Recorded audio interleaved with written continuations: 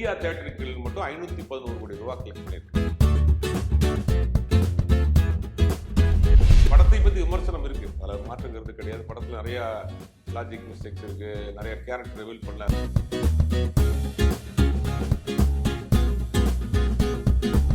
Malaysia சிங்கப்பூர்ல recent sir பண்ணி தூக்கிட்டு யூஏ வாங்கிட்டாங்க.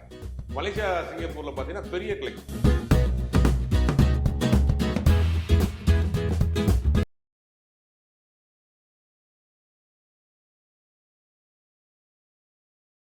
வணக்கம். இன்றைய சந்திப்பில் நம்முடன் இணைந்திருப்பவர் பத்திரிகையாளர் சுபேர் அவர்கள். வணக்கம். வணக்கம். முதல் கேள்வியே நான் கூலியிலேருந்து தொடங்கலான் இருக்கேன். என்னன்னா, கூலியோட வசூல், ஏன்னா 10 நாட்களுக்கு மேல ஆயிட்டு படம் ரிலீஸ் ஆகி, எப்படி போயிட்டு இருக்கு கூலி? இல்ல, உலக அளவில் படத்தினுடைய வசூல் இறங்கவே இல்லை. அதுதான் பெரிய ஆச்சரியமா இருக்கு. படத்துக்கு கலவையான விமர்சனங்கள் வந்தா கூட வசூல் ரீதியாக இந்த படம் அப்படியே ஸ்டேபிளா போயிட்டு இருக்கு. அதுக்கு பல காரணங்கள் இருக்கு. ரஜினிகாந்த் அப்படிங்கிற ஒரு மாஸ் எப்படி இருந்தாலும் ஒரு முறை பார்த்துருவோம் அப்படின்னு, அது ஒரு காரணம். வேறு படங்களும் இல்லை அப்படிங்கிற 2 காரணத்தில் என்ன பார்த்தீங்கன்னா, இந்த படம் வசூலில் இறங்கவே இல்லை. ஒரு சில இடங்களில் முன்ன பின்ன இருந்தால் கூட இந்த படம் ஸ்டேபிளாக போயிட்டே இருக்கு. உலகளவில் வேர்ல்டு வைடில் கலெக்ட் அமௌண்ட் கிட்டத்தட்ட 75 கோடி ரூபாய்க்கு மேலே உலகளவில் கலெக்ட் பண்ணிருக்கு. 75 crores. இந்தியா தியேட்டருக்கு மட்டும் 511 கோடி ரூபாய் கலெக்ட் பண்ணியிருக்கு. இப்போ பார்த்தீங்கன்னா லியோ வசூலை விட கொஞ்சம் கிராஸ் பண்ணி போயிட்டு இருக்கு இந்த படம். இன்னும் போகுது, இன்னும் படம் ஸ்டேபிளாக அப்படியே போயிட்டு இருக்கு. அடுத்த படம் 1ஆம் தேதிக்கு மேலே வந்த பிறகுதான், 5ஆம் தேதிக்கு மேலே வந்த பிறகுதான் இந்த படத்தினுடைய வசூல் மற்ற விஷயங்கள்லாம் குறையும். வசூல் ரீதியாக இந்த படம் ஒரு பெரிய வெற்றி படமாக தான் இப்போ வரைக்கும் இருக்கு. இப்போ டோட்டலாக எவ்வளோன்னு டோட்டலாக எவ்வளோ கலெக்ட்? டோட்டலாக பார்த்தீங்கன்னா இப்போ 511, அது ஒரு 75, மற்ற இதெல்லாம் பார்க்குறப்ப ஆல் ஓவர் வேர்ல்டு தியேட்டரிக்கல் மட்டும் கிட்டத்தட்ட 600 கோடி ரூபா. இது இல்லாமல் ஓடிடி, சேட்டலைட்டு, மற்ற பிஸ்னஸ்லாம் இருக்குது. அது இல்லாமல் ஆல் ஓவர் வேர்ல்டு தியேட்டரிக்கல் மட்டும் 600-650 கோடி ரூபா கிட்ட நெருங்கி கொஞ்சம் ஆரம்பத்தில் ஒரு நெகட்டிவ் விமர்சனங்கள் சோசியல் மீடியாவில் பரப்பப்பட்டது. அதை மீறி இது ஹிட் ஆயிட்டுல இந்த படம். ஆமா, அதுக்கு முழுக்க காரணம் ரஜினிகாந்த் தான். ரஜினிகாந்த்ங்கிற ஒரு மாஸ் ஹீரோவை எப்படி இருந்தாலும் பார்த்துருவோம் ஒரு முறை அப்படின்ற ரசிகர் மேல வச்சிருக்கக்கூடிய ஒரு பெரிய எதிர்பார்ப்பு. படத்தை பத்தி விமர்சனம் இருக்கு, அதில் மாற்றுங்கிறது கிடையாது. படத்துல நிறைய லாஜிக் மிஸ்டேக்ஸ் இருக்கு, நிறைய கேரக்டர் ரிவீல் பண்ணல, சில பேருக்கு புரியல, சில பேர் சத்தமா இருந்தது. அப்புறம் ஏ சர்டிபிகேட் கொடுத்ததுல பல ஏ சர்டிபிகேட் இல்லைன்னா குடும்ப ஆடியன்ஸ் வரல. 30% இதை விட அதிகமா போயிருக்கும்.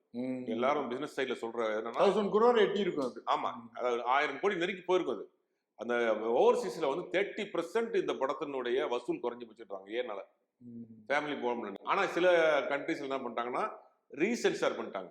மலேசியா சிங்கப்பூர்ல ரீசென்சார் பண்ணி தூக்கிட்டு யூஏ வாங்கிட்டாங்க. மலேசியா சிங்கப்பூர்ல பாத்தீங்கன்னா பெரிய கலெக்ஷன். கிட்டத்தட்ட முதல்ல ஒரு வாரத்துக்கு 12 கோடி ரூபா கலெக்ட் பண்ணியிருக்கு. மலேசியாவில் மட்டும் 100 தியேட்டர்ல பண்ணியிருக்காங்க. மலேசியாவில் மட்டும் 100 தியேட்டர் பண்ணியிருக்காங்க. அதெல்லாம் பெரிய கலெக்ஷன் அது.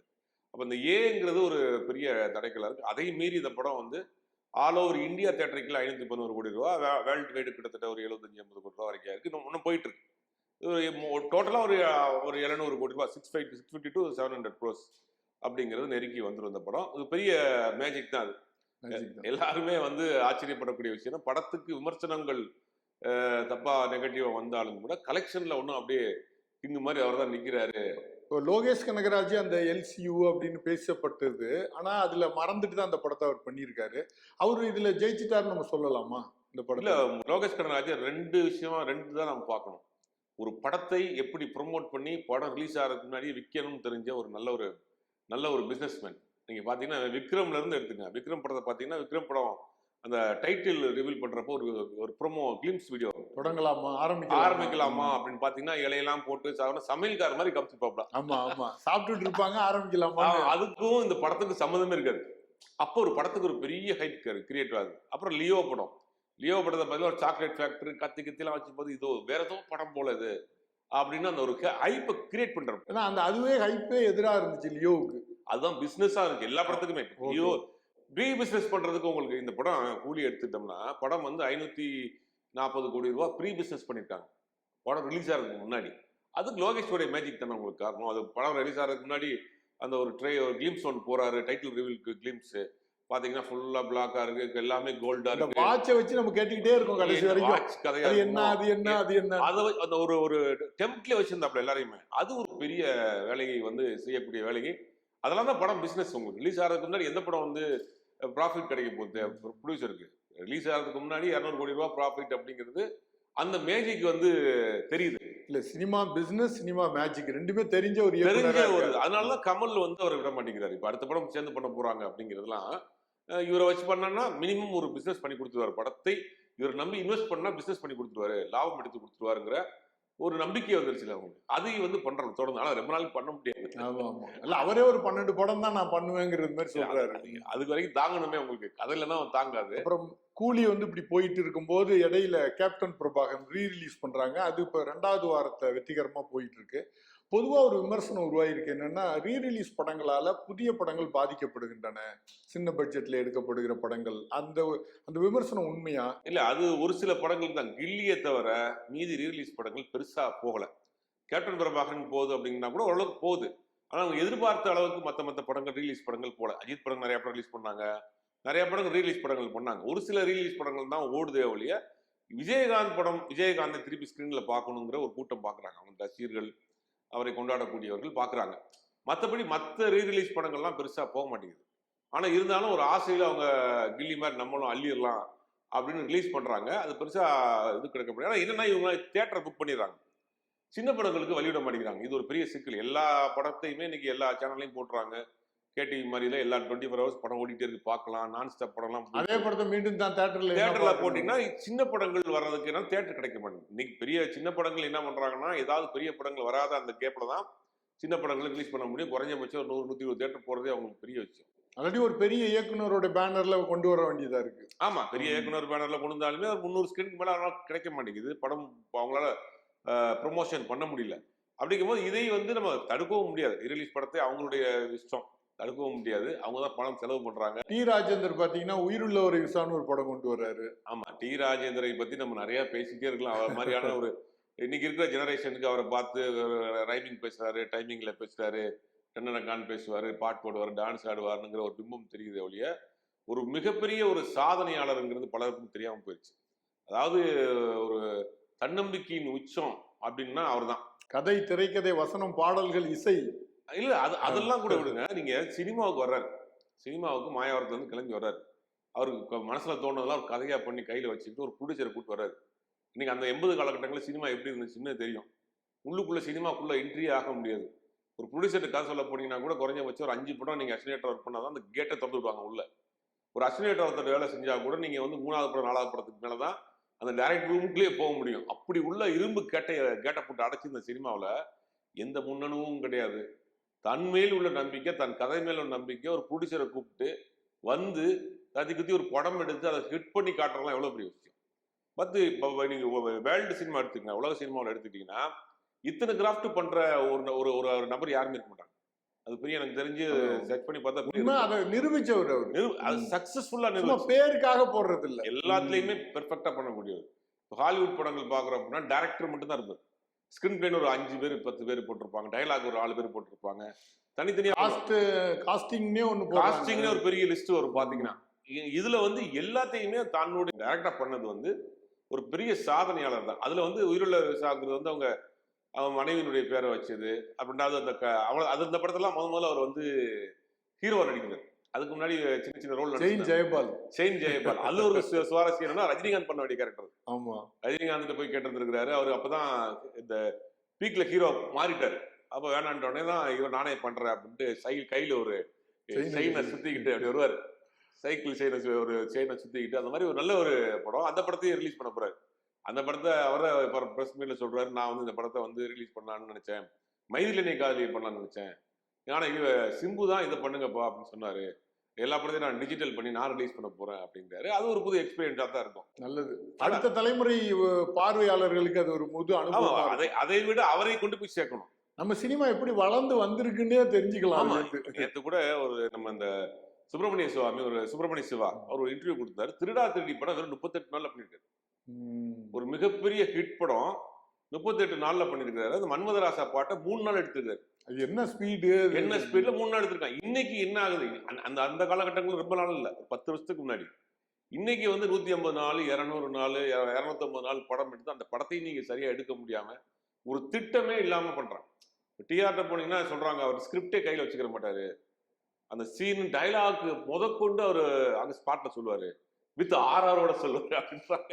நீங்க இங்க வர்றீங்க, இங்க நிக்கிறீங்க, இந்த இடத்துல ஆர்ஆர் வருதுங்க முதற்கொண்டு சொல்லுவாரு. யேசுதாஸே இந்த வைகை கரை காற்றினில் பாடல வந்து சொல்லி காட்டினார்ல. ஆமா. அந்த அந்த மாதிரி அது அவருடைய திறமையெல்லாம் மிகப்பெரிய திறமையான ஒரு அடுத்த தலைமுறைக்கு அவர் போய் சேர்க்கணும். அது என்னன்னா, நீங்க சினிமா பேசினா மட்டும் பார்க்க கூடாது. ஒரு தன்னம்பிக்கை உள்ள மனிதனா நீங்க ஜெயிக்க முடியும் வாழ்க்கையில. எந்த விதமான தடையும் உங்களுக்கு இல்ல. உங்களுடைய நம்பிக்கை மட்டும் இருந்ததுன்னா போதும் அப்படிங்கிறதுக்கு இவர் ஒரு உதாரணம்.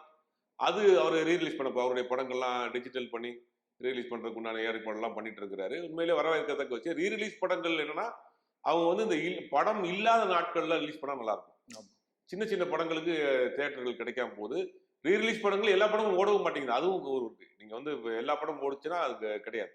சில படங்கள் ஓடி இப்போ ரன் வந்து ரிலீஸ் பண்ண போறாங்களாம். அப்படி ஒரு பெரிய லிஸ்டே வந்திருக்கு. ரிலீஸ் படங்கள் ரிலீஸ் எல்லாம் வந்துகிட்டே இருக்கும்னு நினைக்கிறேன். ஆமா பண்ணுவாங்க. பட் ஒரு காலத்துல அதுவும் போர் அடிச்சிடும். ரொம்ப நாள் போகாது. ஓகே, இப்போ AK-64 அஜித்தோட படத்தை ஆதிக் ரவிச்சந்திரன் இயக்கிறதா ஒரு அறிவிப்பு மாதிரி வந்திருக்கு. அந்த படம் என்ன மாதிரி இருக்கும் அப்படின்னு நீங்க ஏதாச்சும் கெஸ் பண்ணி? ஆதிக் பண்ணா அவர் எந்த மாதிரி இருக்கும்? ஆக்ஷன் படம் தான். மாதிரி இன்னொரு அக்லியோடைய பார்ட் 2 தான் இருக்கும். பட் இதுல கொஞ்சம் ஆதிக்க பொறுத்த வரைக்கும் கொஞ்சம் கதை விஷயத்துல கொஞ்சம் கான்சன்ட்ரேட் பண்ணுவார். ஏன்னா அதுல பயங்கரமான விமர்சனம் ஆகி போச்சு. கதை இல்லாம படம் பண்ணிட்டீங்க அப்படின்னு. என்ன பண்றாருன்னு தெரியல. அந்த படம் மூவ் ஆகிறதே கொஞ்சம் டிலே ஆகுது, கொஞ்சம் சிக்கல் இருக்குங்கிற மாதிரியான செய்திகள்லாம் சொல்றாங்க. ஏன்னா ப்ரொடியூசர் தரப்புல வந்து பெரிய அளவில் இன்வெஸ்ட் பண்ணோம் அப்படிங்கிறதுனால அது கொஞ்சம் டேக் ஆஃப் ஆகிறதுலேயே கொஞ்சம் சிக்கல் இருக்கு அப்படிங்கிற மாதிரி சொல்றாங்க. அவரும் அஜித்தும் கார் ரேஸ் அப்படின்னு வெளிநாட்டு போறாரு. டைரக்டர் ஒரு முக்கிய காரணம். நீங்க மைத்ரி மூவ் மேக்கர்ஸ் உடனே படம் பண்றதா இருந்தாங்க. மைத்ரி மூவ் மேக்கர்ஸுக்கும் ஆதிக்கும் ஒரு பிரச்சனை போயிட்டு இருந்துச்சு அந்த படத்துல இருந்து. மைத்ரி மூவ் மேக்கர்ஸ் ஆதிக்கு இல்லைன்னா அவங்க படம் பண்ணிடுவாங்க அஜித்தை வச்சு. ஆனால் அஜித் வந்து விட்டு கொடுக்க மாட்டேங்கிறார். ஆதிக்கு இருக்கட்டும் அப்படின்னு நம்ம கம்ஃபர்டபுளா பாத்துக்கிறாரு. அவருக்கு ஒரு இயக்குனரை பிடிச்சிட்டுனா 2 படம் பண்ணிடுறாரு தொடர்ந்து. ஆமா 2 படம் பண்ணி சிறுத்தை சிவாவோட பண்ணாரு, வினோத்தோட பண்ணாரு. நல்ல நடிகர்கள்லாம் வந்து கம்ஃபர்ட் பாக்குறாங்க. நான் சொல்ற இடத்துல சொல்ற அன்னைக்கு டேட் வச்சு ஷூட்டிங் வச்சுக்கிறியா, நான் சொல்ற அன்னைக்கு சொல்ற லொகேஷன்ல வச்சுக்கிறியா, அப்படி கம்ஃபர்ட்டா இருந்தானா ஓகே அப்படின்னு பண்றாங்க. அது ஒரு சில படங்கள் பண்ணுது, ஒரு சில படங்கள் பண்ண மாட்டேங்கிறாங்க. இப்போ வந்து நடிகர்கள் வந்து சொந்த நிறுவனங்களே இப்ப தொடங்குறது மாதிரி ஆரம்பிச்சிருக்கு. ஏற்கனவே இருக்கு அந்த வரிசையில. இப்ப வந்து ரவி மோகன், ஜெயம் ரவின்னா எல்லாருக்கும் தெரியும். ரவி மோகனா மாறி இருக்காரு. ரவி மோகன் ஸ்டுடியோஸ் ஆரம்பிச்சிருக்காரு. உடனடியா பாத்தீங்கன்னா 3 படங்கள் இது பண்றாங்க. அதுல ஒரு படத்தோட ப்ரோகோட் அதோட இதே ட்ரெய்லரே வந்துட்டு. இந்த முயற்சி எப்படி பாக்குறீங்க? இல்ல, சினிமாவில் நடிகர்கள் தயாரிப்பாளராக மாறி சக்சஸ் ஆனது வந்து ரொம்ப ரொம்ப கம்மி. பாத்தீங்கன்னா சாவித்திரியா இருக்கட்டும், சந்திரபாபா இருக்கட்டும், ராதா ரவியா இருக்கட்டும், பலரும் வந்து தயாரிப்பாளராக கையை சுட்டுட்டு தான் இருக்கிறாங்க. ரவியை பொறுத்த வரைக்கும் இப்போ ஒரு பெரிய ஒரு ஃபேமிலியா ஒரு பெரிய சிக்கல்ல இருந்து ஒரு ஸ்ட்ரெஸ்ல இருந்து வெளியில வந்து ஒரு கம்பெனி ஆரம்பிச்சிருக்கு. அந்த படத்தினுடைய முதல் அந்த கிளிம்ஸ் விட்டாங்க. நல்லா இருக்கு பாக்குறதுக்கு, ரொம்ப புதுசா இருக்கு, ஃப்ரெஷ்ஷா இருக்கு. ஒரு ஃபேமிலி ட்ராமா மாதிரி இருக்கு பாக்குறதுக்கு. எஸ் சூர்யாவுடைய அந்த பெர்ஃபார்மன்ஸ்லாம் பக்காவா இருக்கு. பட் அதை வந்து எப்படி ப்ரொமோட் பண்ண போறாரு, அதை எப்படி பிசினஸ் பண்ண போறாரு, இதெல்லாம் வந்து நடிகர் தெரியும். ஏன்னா ரவியை பொறுத்த வரைக்கும் அவங்க அப்பாவுடைய கண்ட்ரோல்ல கட்டுப்பாட்டுல வளர்ந்தவர். ப்ரொடக்ஷன் அவங்க அப்பா பார்த்துக்குவாரு, டைரக்ஷன் அண்ணன் பார்த்துக்குவாரு. இவர் நடிகரா வந்து போவார். ப்ரொடக்ஷனுங்கிறது எவ்வளவு பெரிய கஷ்டம், எவ்வளவு பெரிய ஸ்ட்ரெஸ். படம் எடுத்துடலாம், அதை கேட்டு அதை எப்படி ப்ரொமோட் பண்றது, பிசினஸ் பண்றது, தியேட்டர் ரிலீஸ் பண்ணி தியேட்டர்ல வாங்குறதுக்குள்ள உயிர் போயிடும். பெரிய பெரிய ஆட்கள்லாம் கூட தடுமாறிடுவாங்க. பயங்கரம். நீங்க வசூல் எவ்வளவு வருது, படம் தயாரிக்கிறத விட அதை கொண்டு போய் சேர்க்கிறது ஒரு பெரிய விஷயம். தயாரிக்கிறது ரொம்ப அதே செலவாகுது. அது செலவை விடுங்க, செலவை நம்ம எடுக்கிறது ரொம்ப கஷ்டமா இருக்கு. ஒரு படம் சமீபத்தில் ஒரு படம் பேர் சொல்ல வேணும்னு நினைக்கிறேன், நம்ம தெரிஞ்சவங்க தான் எடுத்தாங்க. தமிழ்நாடு முழுக்க ஒரு 100-110 தியேட்டர் ரிலீஸ் பண்றாங்க. எவ்வளவு கலெக்ஷன் வந்துச்சு அப்படின்னா, தியேட்டர் கலெக்ஷன் பார்த்தா அவங்க ப்ரொஜெக்ஷன் காஸ்ட் கூட வரல. படம் ஏதோ இழுத்து பிடிச்சி ஓட்டுறாங்க. என்ன கணக்குனே தெரியல அப்படிங்கிறாங்க. தியேட்டருக்கு நாங்க போட்டதுக்கும் தியேட்டருக்கு இருந்து வந்த கணக்குக்கு டாக்ஸ் எல்லாம் போய் கணக்குல கையில பார்த்தா வடிவேல் கணக்கு மாதிரி தான் இருக்கு. அது ஏதோ ஷேர்னு சொல்றாங்க, அந்த மாதிரி சொல்றாங்க. ஒண்ணுமே வரலன்றாங்க. அப்ப இது தியேட்டர்ல நீங்க வந்து போட்டு அது வந்து படத்தை எடுத்து அந்த கணக்கெல்லாம் பார்த்து கொண்டு போறதெல்லாம் பெரிய கஷ்டம். அது ரவியை பொறுத்த வரைக்கும் அவங்க அண்ணன் அப்பா 2 பேரையும் பார்த்துட்டாங்க. இவர் புதுசா வந்து ப்ரொடக்ஷன்ல இறங்குறது வந்து ரொம்ப ஒரு என்ன சொல்றது, ஒரு இதா கைத்து மேல நடக்கிற மாதிரியான. அவருக்கு இதை பார்த்து தானே வளர்ந்துருப்பாரு. அவரு வளர்ந்துருப்பாரு, ஆனா கவனம் வந்திருக்காரு. ப்ரொடக்ஷன்ல டேரக்டா அவர் இன்வால்வ் ஆயிருக்க மாட்டாரு, டைரக்ஷன்ல அவர் டேரக்டா இன்வால்வ் ஆயிருக்க மாட்டாரு. அண்ணன் பார்த்திருப்பாரு, அப்பா பார்த்திருப்பாரு. இவரே இப்ப முழுவதுமாக இறங்கி பண்றாரு. அதுக்கு 2வது ஒண்ணு, இப்ப தெளிவான ஒரு பீஸ்ஃபுல்லான மைண்ட் வேணும். இப்ப அவருக்கு பர்சனலா நீங்க அவருக்கு ஒரு பிரச்சனை இருக்கு, அதில் பார்த்துட்டு இருக்கோம். அது ஆளே பார்த்தா கொஞ்சம் மாதிரி டல்லா தான் இருக்கிறாரு. அதுல இருந்து வெளியே வரதுக்கு தான் இதெல்லாம் பண்றாருன்னு நினைக்கிறேன். இல்ல பண்றாரு, பட் அதை சரியா பண்ணிட்டாருன்னா நல்லது. ஏன்னா சினிமாவுக்கு அப்படி ஒரு இது இருக்கு, ரெக்கார்டு இருக்கு.